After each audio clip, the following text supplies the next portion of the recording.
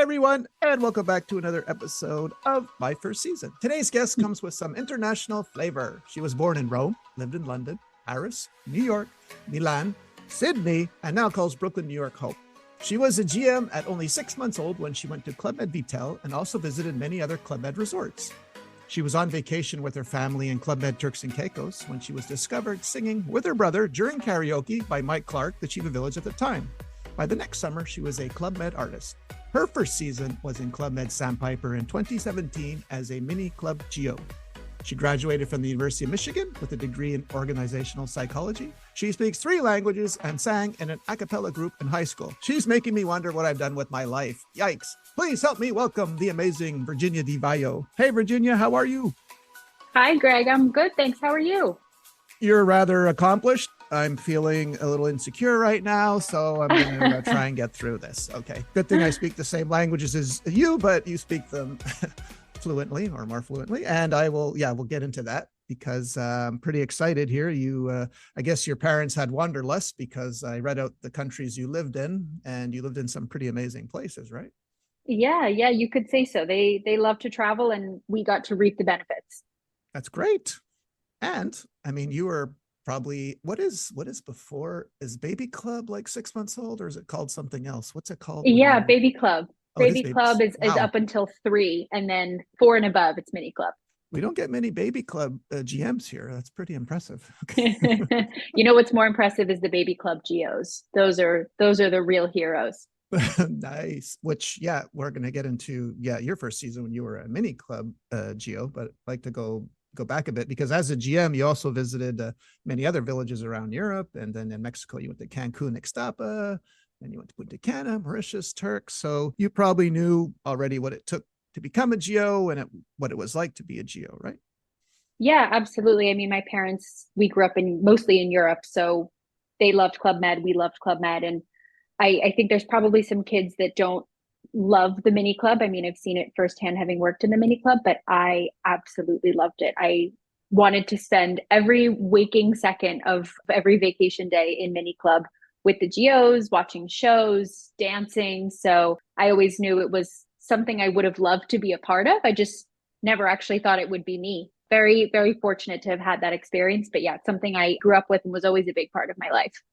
So your parents dropped you off, then you didn't see them until the end of the week, right? I'm guessing. And then Pretty much, we used to barter with each other. They used to say you have to have at least one meal with us per day, not including breakfast, because mini club doesn't start till after breakfast. So lunch or dinner you pick has to be with us, and the rest of the day you can go off and hang out with your friends.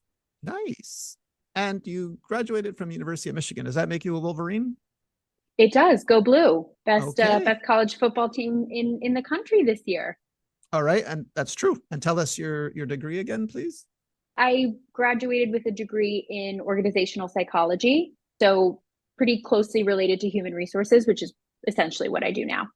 Okay. So you're not going to be evaluating everything I say and No, assess me at the end of this interview, right? Okay. no, it is non-clinical psychology. So, Fortunately for you, Greg. so do you watch the show Billions? I do. Okay. So are you like that? Oh God, I can't forget the actress's name. Are you like that actress that actually works in house and then the traders that have issues and they go see her? Are you like that? You know, that's so funny. That's exactly what my mom says. It's not exactly what I do, but my mom says that is what I should do. She's like a psychologist slash performance coach Oh, for the okay. guys in Billions. But yes, that's exactly what my mother equates it to. That's so funny that you say that. Okay. That's amazing. And tell us what 3 languages you speak, please. Italian, English, and French. So I was born in Italy. My parents are both Italian. We lived in France for a little bit when I was younger, so we all speak French, English. We lived in New York for a long time. I obviously live here now, but we always went to American schools or international schools as children. And I'm actually currently taking a Spanish class because I feel that that's the fourth one missing from the repertoire and from the trio of Romance languages. So I felt like it was time for me to get Spanish in there too. So I'm working on that one now. Well, you have a leg up because I found Italian and Spanish similar. Yes, some words are Very. different, but and then French also helps too. So Absolutely. Absolutely. I'm starting with a little bit of an advantage already for sure. and ever since the Pitch Perfect movies, I've had a fascination with a cappella groups. Can you tell us the name of your group that you sang with in high school? Because they all have great names. Sure. So we were the all girls group. We were called the Quaker Notes, a callback to the very famous Quaker Oats because our high school mascot was a Quaker, weirdly enough. So we were the Quaker Notes, and then we had a all boys group called the Acafellas and a co-ed group called the Encords. Okay, and where in the States was this high school? This was in Westchester, New York, just outside of New York City, where Okay, I went to high school and did my last couple of years of high school after moving back from Italy. So that was a fun experience. It was a school where doing performing arts of that kind was just as cool, if not a little cooler than sports. So I got very lucky. My performing arts, my love of performing arts really came in handy there. okay, and even though I watched all the movies, I'm still a bit dumb. So, but I'm guessing you guys didn't do riff offs with each other, right? With other like with the We boys. didn't. We didn't. Okay, After so the that's Pitch Perfect movie came out, it was something everyone was trying to do. It's a lot harder than it looks, let me tell you.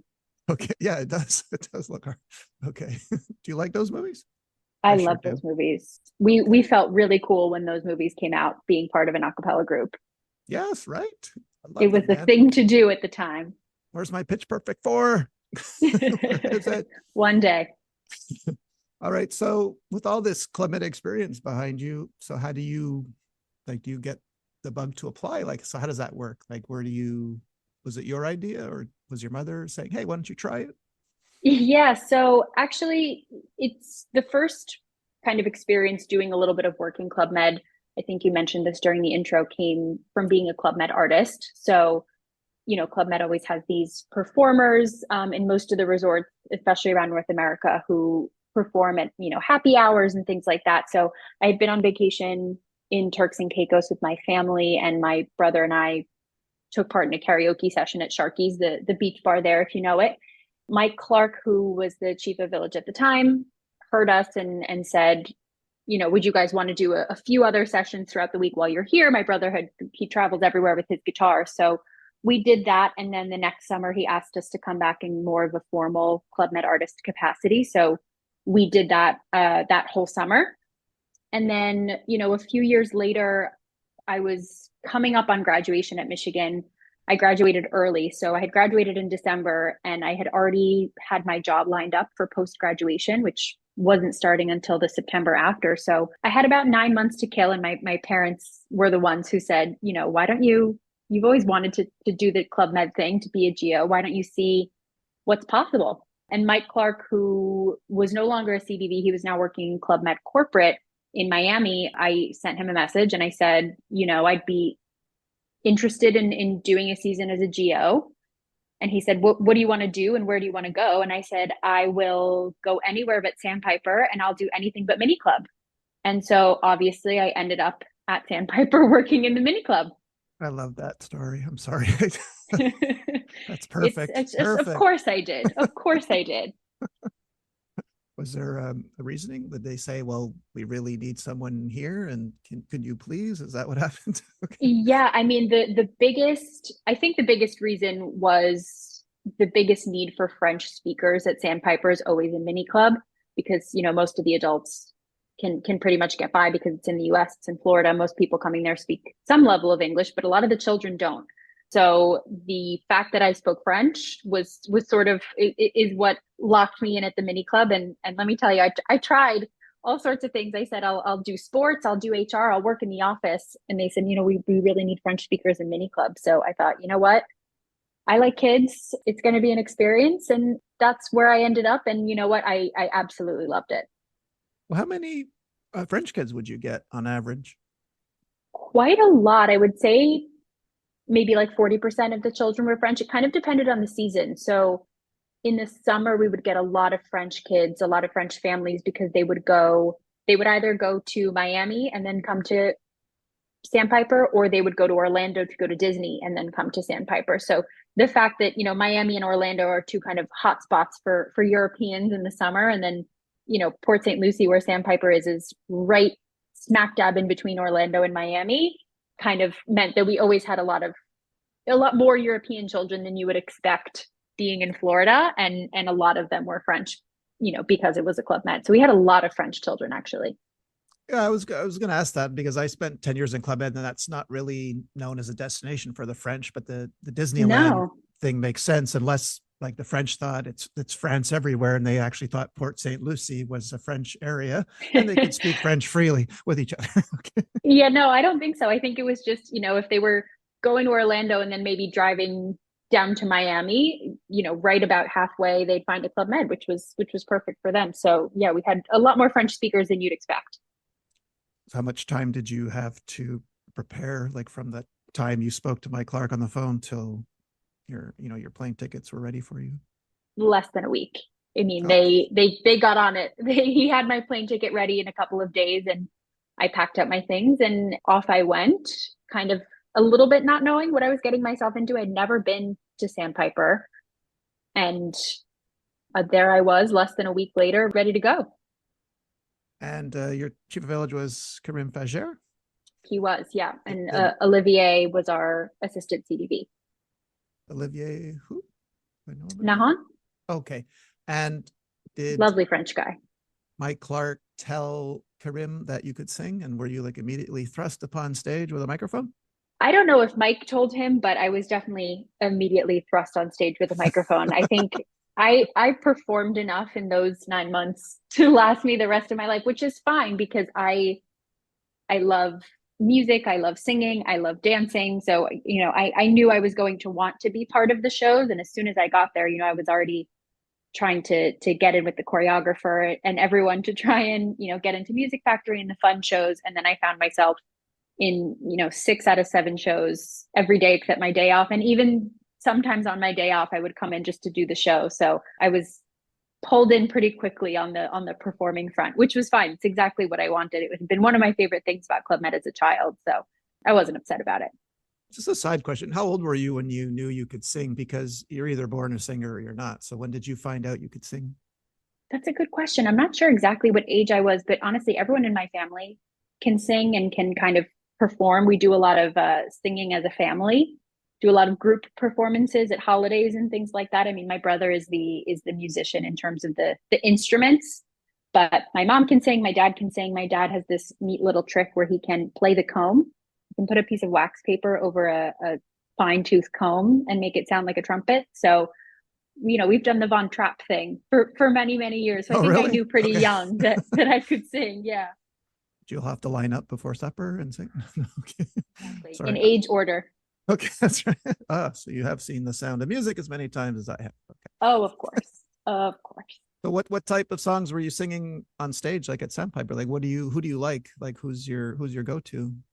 Well, we were singing pretty much anything that you could sing with just two voices and a guitar, right? Nothing terribly fancy. And we tried to have a mix of music for different ages, people from different countries. We sang some songs in French, we sang some songs in Spanish. We were very partial to La Camisa Negra by Juanes, if you know it.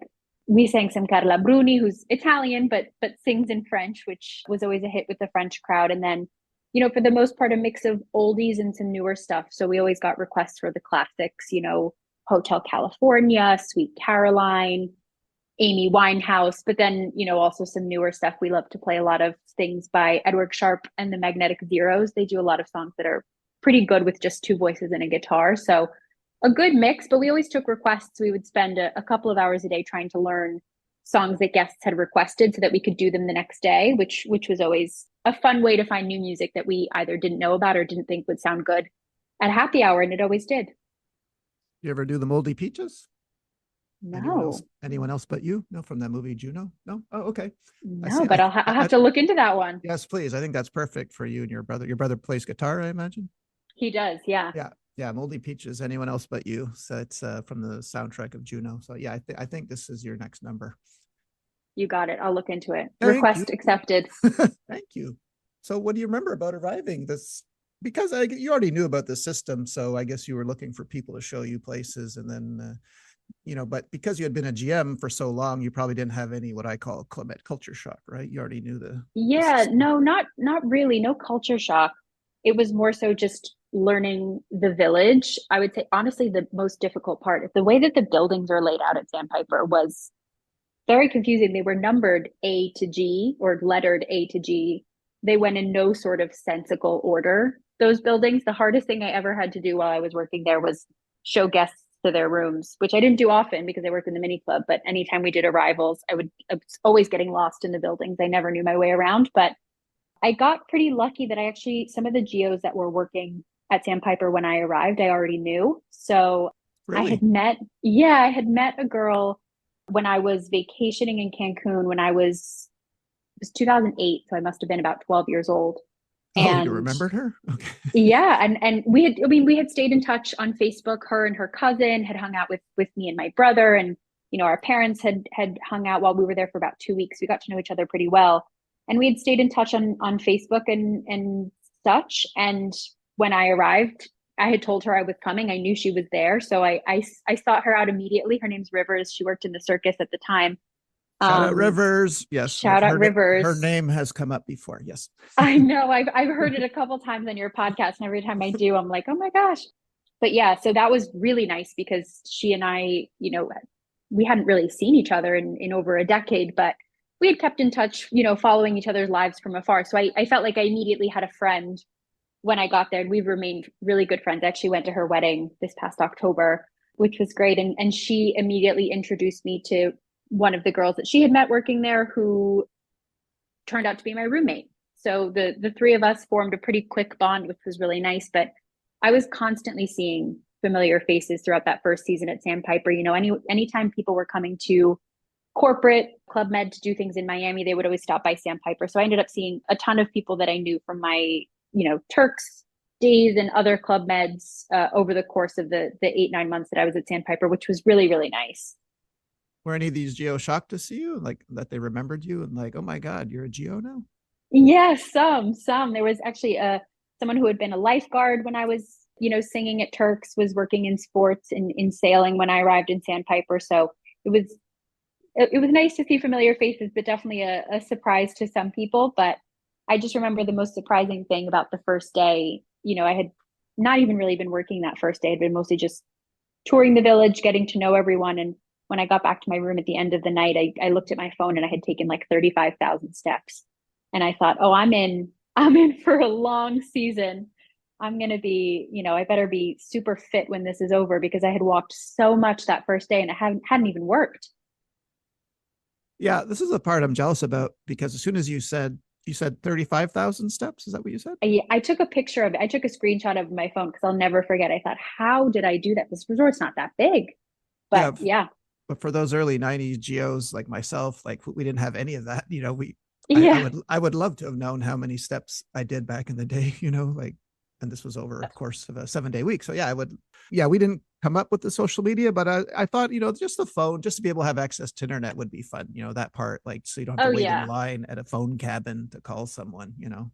Totally. And what was also really nice, I mean, when I was there, it was really the peak of the Apple Watch, which was also a nice, we were always encouraged to, not have our phones out in front of the guests and everything, which I loved. I mean, I remember being there and thinking, I haven't looked at my phone once today, which was amazing because I was, I'm part of this generation that really feels like they're glued to our hands at some point. So I thought it was really nice to be able to disconnect and not always be on my phone. But yeah, the advent of the Apple Watch was a really, I think, a great invention for the Geos because it allowed us to call each other, send each other messages, track our activity and all of that without really needing to have our phones on us, which was pretty fun. And of course, Find My Phone. I'm sure that, Yeah. Oh, yeah. it's in the bar That again. too. Okay. Exactly. I got to stop going there. I left it in the cubby backstage, my cubby at the mini club. Yeah, like at our day, if you lost something, it's like, well, it's gone. Okay. Yeah, I'll never exactly. find that again. My Well, you my brother once when we were vacationing in Turks and Caicos, they had they always did a pirate night at Sharky's, pirate themed, and he wore these crazy parachute pants to the pirate party that didn't have any pockets. And he thought, oh, I'll put my phone in this bush by Sharky's. I'll definitely find it in the morning. And obviously, we never saw that phone again. okay. Okay. Jerry, find my phone. Okay. Yeah, yeah, It's she's on a not that good. it's on a charter back to the States. Okay. Yeah. Well, you mentioned some shows earlier. Now, we had a guest on our show. Shout out Cara Giacalone. Was she the choreographer? Were you in some of her shows? She was. So actually, I went to her wedding too. I've been to a lot of Oh, Club Med wow. weddings since then. Yeah, she got married the year after we left to her husband AJ, who she met in Club Med, which I know she talked about on the podcast. But she was the choreographer when I arrived in Sandpiper, and actually, she had created this show that was sort of a amalgamation of a bunch of Broadway shows, and it had a little bit of The Wizard of Oz. It had a little bit of Newsies, a little bit of Chicago. Chorus Line is a fantastic show. And they had been doing it in Turks when I was a Club Med artist there. Cara wasn't there, but they had kept the show. So I had been in that show, 3, 4 years before I arrived in Sandpiper. And when I arrived, she had just started, re-choreographing the show to bring it to Sandpiper. So when I arrived and I told her, actually, I know all of these dances, I know all of these songs, I've done this show a bunch of times, she was super excited. So I was really happy to meet the creator of the show finally. And I got to be in that one, had a pretty great part in that show as well, which I loved. It was my favorite show. Wow, you are the total opposite of me. That's like music to a choreographer's ears. What you said, I know. Yeah. I'm like, I don't know any of the numbers. I don't think I can help you. My foot is sore. I have a bad memory. I was total Yeah. opposite of Virginia. Wow. Okay. Yeah. But I loved music. I loved musical theater growing up as well. So I already knew a lot of the songs. I mean, they were pretty songs that a lot of people already knew. So I was always happy to do that. Any excuse to get on stage. I always joke, you give me a microphone and you'll regret it because you'll never get me down from there. Do you watch any dance movies? Do you like dance movies? You mean like a step up or? Well, yeah. Well, I don't want to put you on the spot here. Like, have you seen Center Stage or Footloose with Kevin Bacon? Oh yeah, Footloose definitely. I love any movie musical. I really do. Okay, All of them so you've really. never seen 2000s Center Stage. You haven't seen I that have movie. not. I'll Okay, add that darn. to my list with the Moldy Well, Peaches I was though. going to put you on the spot because Cara, if you're listening, prefers Footloose with Kevin Bacon over Center Stage. But I think, sorry, Cara, that, and I'm not trying to get the last word here, Cara, that Center Stage requires a third look. Okay, people, just check it out. Hashtag Center Stage. Cara should be laughing at this joke. She gets it. Okay.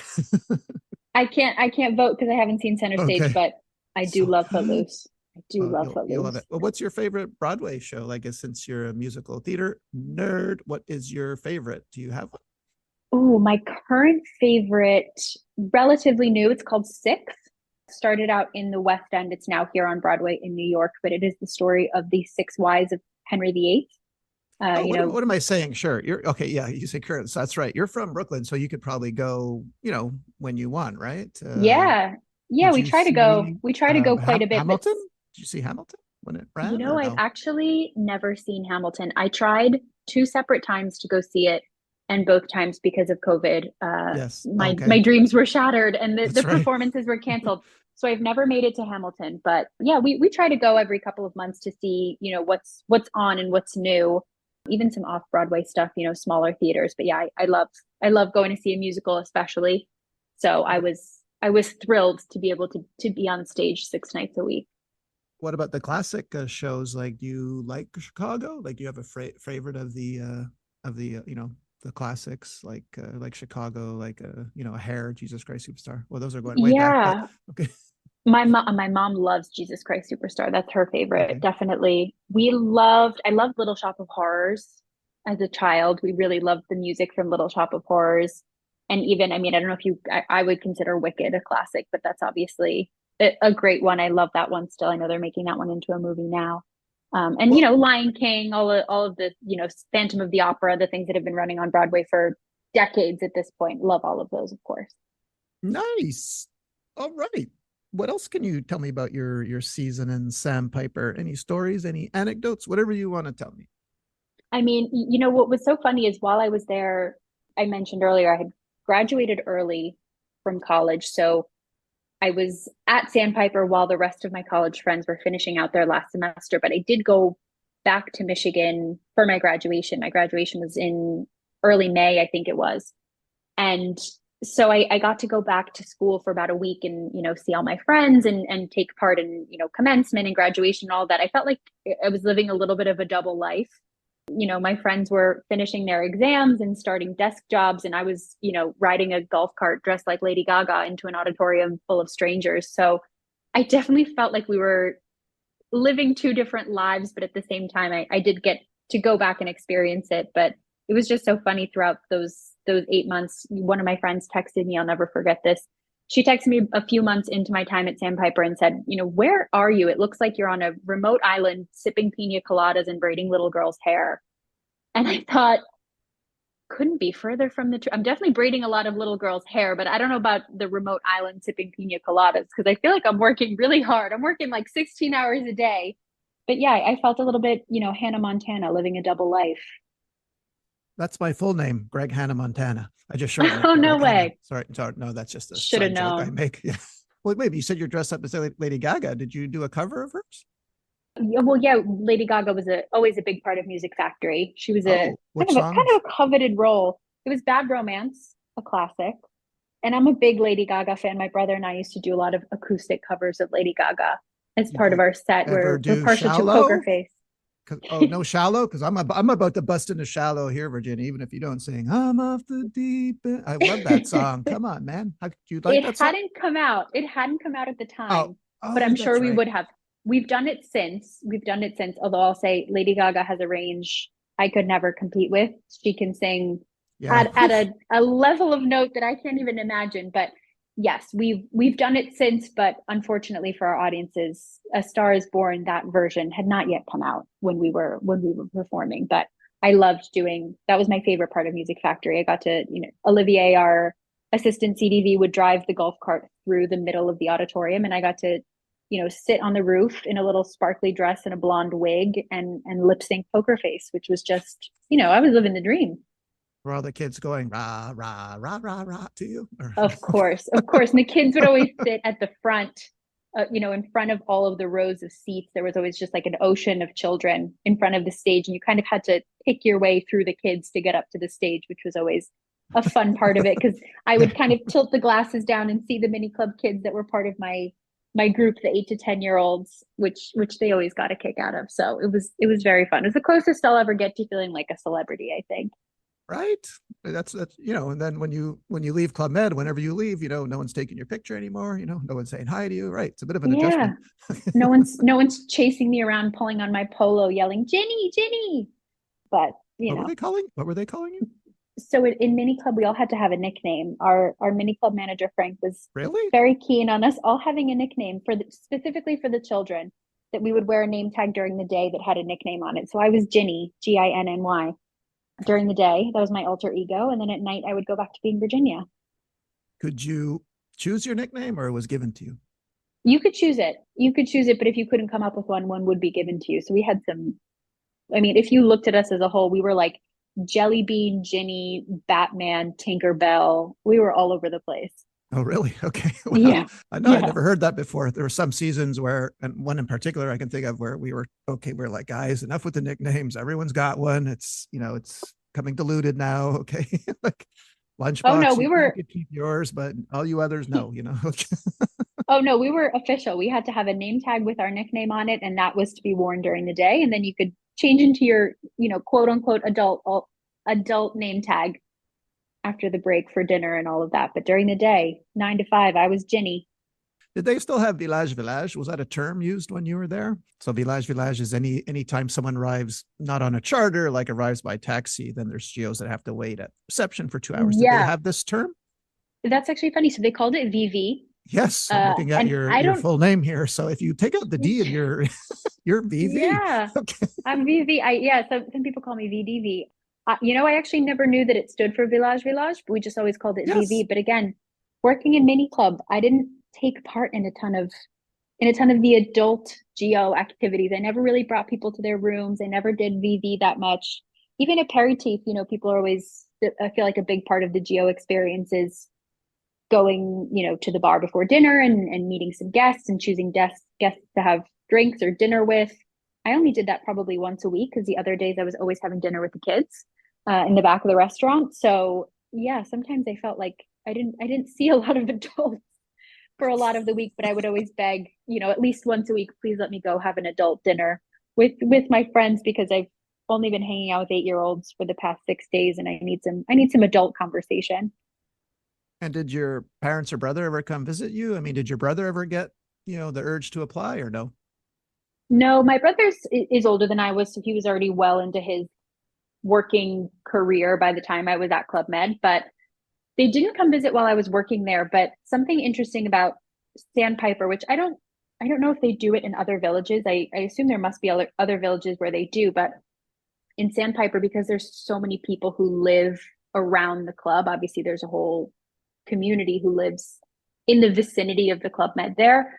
They have memberships for people who live nearby, and you can sort of use the Club Med, I guess, like you would a country club. So you have access during the day, in the evening, you just pay for the year, 6 months or whatever it is, and you have access to all the facilities like a guest, but you sleep at home. And I had met a lot of the members while I was working there. And I said to my parents, I think you guys would love this. I think you should come check it out. So I finished working there at the end of August, and we came back as a family for Christmas that year. And as predicted, my parents loved it. My brother loved it. And we did that for a few more years. And then my parents decided they wanted to retire down there. So they bought a house just outside, about 500 meters away from the entrance of Club Med. And they Really? still live there now. Yeah. 500 meters? Well, okay. Yeah. That's a dream. Okay. Yeah. It was really nice because it meant that after I left Club Med, every time I would go home to visit my parents, I would be able to go into the club and see my friends who were still working there, friends who had gone and come back, gone to other villages and returned to Sandpiper. It's not a Club Med anymore. It's a different resort now, but there's still, that magic in the air of Club Med. I love to spend time down there. I think it's a really special place. And how long was your season at Sandpiper? It was about 9 months, 8.5 months. I took a week off. I went on vacation to Turks with some of my geo friends, and then I started my big girl job like 2 weeks later. Can you tell us what company you work for? Like, what is your job? Yeah, so I work at Estee Lauder now. I've worked there since I left Club Med, so almost 7 years. In September, it will be 7 years. And I work now in managing a rotational program for graduates. And I worked with them here in New York. I worked in London for a few years with Estee Lauder, where I met my husband. And now we've been back in New York for about 2 years. Okay. Now for the $1 million question. Do your girlfriends ask you for free makeup? Even though you probably aren't in contact with the makeup part of it. So do they? I mean, you would be surprised. I have got my whole second bathroom is makeup storage only, makeup, skincare, fragrance storage only. So I am the world's best gift giver. I don't go anywhere without, some goodies in my purse or some creams in my suitcase. So yes, everyone benefits from the great discounts that I get. Okay. And I guess they make great stocking stuffers too, I imagine, right? Oh yeah. Oh Okay. yeah. So did you know that this job was lined up? Like okay, you said, okay, I graduating early, I'm going to Club Med, and that this is one of the, I guess you had in your mind the companies you wanted to work for, and this was one of them, I imagine? Yeah. Yeah. So I had already applied and interviewed for the job when I was still at school in the fall of 2016. And then I got the job, but it was a cohort type of job. I was in the rotational program that I now manage at the time. And so I knew it wasn't starting until September. And I didn't really want to, hang around campus for a whole nother semester, 3, 4, 5 months without really anything to do because I didn't have any classes left to take. So it was the perfect opportunity to try something I had never tried and get to have a new experience. But I will say those 9 months at Sandpiper, I got more job offers than I've ever gotten in my life. I had 2 or 3 families who asked me to come nanny for them in New York, in Europe. There was one couple who had their own business actually here in New York who sent me an email after they left. One of their children had been in my group in the mini club. And they sent me an email after they left and they said, the GPA from Michigan is even more impressive than your child wrangling skills. So if you're ever looking for a job, please contact us. So I had my job lined up, but there were no shortages of great opportunities that came up while I was at Club Med, which was really interesting. I didn't expect that. Would you say that working for Club Med or the job you did any of it prepare you for corporate America? 100%. I mean, I think there's no job like it to just build resilience personally, professionally. I mean, you're on 14, 15, 16 hours a day. You're working 6 days a week, in comparison, working a desk job or a job where, you can even work remote some days. I feel like it really prepared me work ethic wise, but also, people wise, learning how to interact with people of all different backgrounds, different cultures, different languages, problem solving. I feel like that's what we were doing all day, every day. So I really thought it was the perfect in between university and quote unquote real life and having a corporate job. It prepared me better than anything could have, I think, in those 9 months. And I'm very grateful for that experience. And I recommend it to anyone who has the opportunity to do it sort of as a transition phase, because it prepared me so much, like I said, personally and professionally, but there were very few times where it really felt like work. It just felt like, this is what I do, this is my life. And along the way, I built some really great skills. Excellent. Yeah. So nice. Sorry, just go back to Estee Lauder, or the name. My whole life, I thought she was American with a name like that. It turns out I mean, she's not French. Sorry, I meant to say, I thought she was French. She's American. She was She born is. in Queens of all places. So, but she was one of the first American businesswomen, right? She was, we talk about this a lot still today. She was a female founder, a female entrepreneur in a time where that was really very uncommon. And, she had her whole family worked for the business when she was first starting out. A lot of them still do work with us today, which is wonderful. It's still very much a family business. And that concept of female entrepreneurship and women in leadership is still very much something we pride ourselves on today. She is, we always say she is what they would have called today a girl boss. But yeah, she was, starting a business at a time where women and housewives in general were not doing that. So it's a very special place to work. It's one of the reasons I love working there so much and have been there for so long. Excellent. Still, our main HQ in New York City is still where she started her first office. So her office is preserved there exactly as she left it, which is quite Oh, special. oh, really? Oh, I didn't know that. Yeah. Yeah. Letters and photos and her desk exactly as she left it before she passed away. So it's amazing. Oh, wow.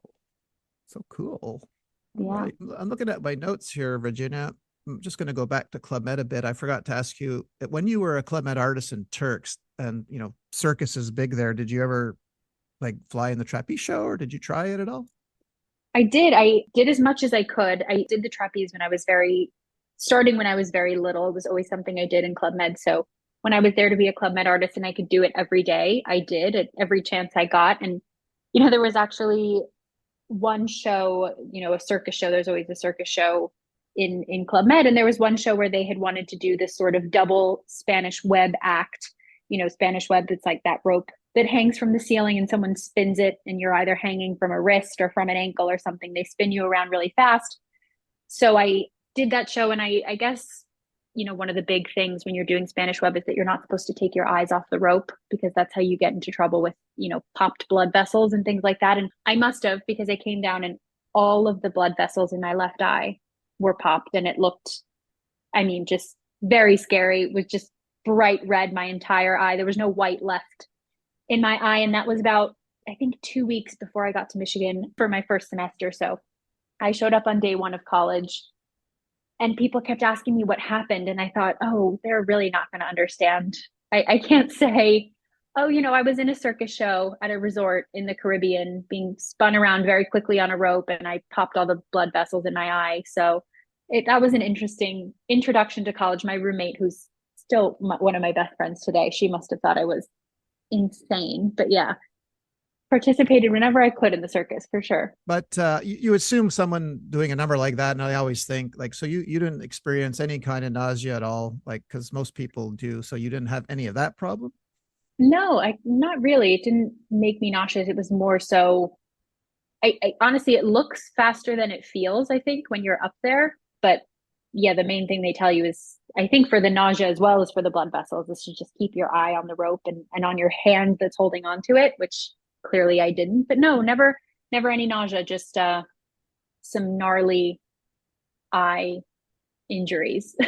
And I'm guessing you probably eat dinner after that number, right? Yeah, you never have dinner before a circus show. The cardinal rule. Okay. Yeah. I did a little bit of circus at Sandpiper as well. Less of the circus shows. I mean, there was one show we did a pool show, where it was all sort of under the sea, nautical themed, where I got to stand on the roof of the golf pro shop and sing The Little Mermaid. That was quite fun. But Which I song is that stayed again? a part of your world from The Little Mermaid, Oh, yes. Okay, a okay. classic. Yeah, we had a guy next to me dressed like the lobster. What was his Okay. name? The crab. Was it Sebastian? Sebastian. My God, Sebastian. how do I Yeah. know that? Okay. Yeah. Yeah, but I stayed far away. I never did the Spanish web after that. Once was plenty. The trauma was enough for me. I wasn't risking any more blood vessels, so I stayed away from that one. But still did, trapeze and things like that when I could.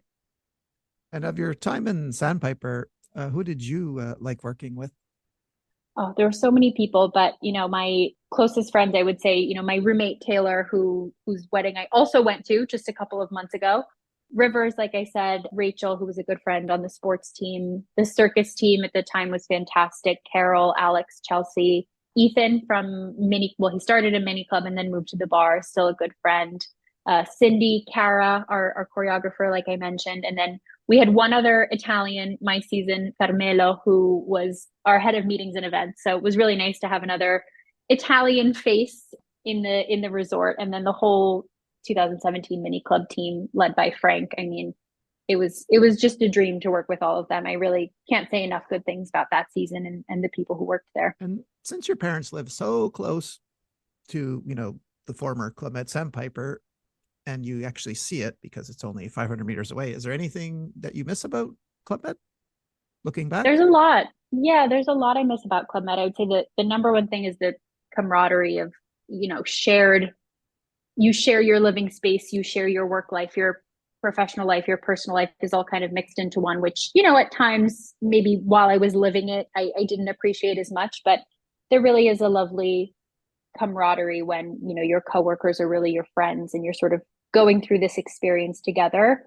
I think the other big thing is you take for granted how important it is to be active while you're working. I mean, now, I think most of us sit behind a desk and spend a lot of time, behind a computer screen. I can count on one hand the number of times I used my computer that season, and we were, running around, jumping in the pool, especially with the kids. There was no, during pool time, there was no not jumping in the pool when the kids were in the water. You were getting thrown in one way or the other. So the ability to be working, but also be so active and so, healthy in that sense is something I really miss, and something that, I have to make a much bigger effort to do now.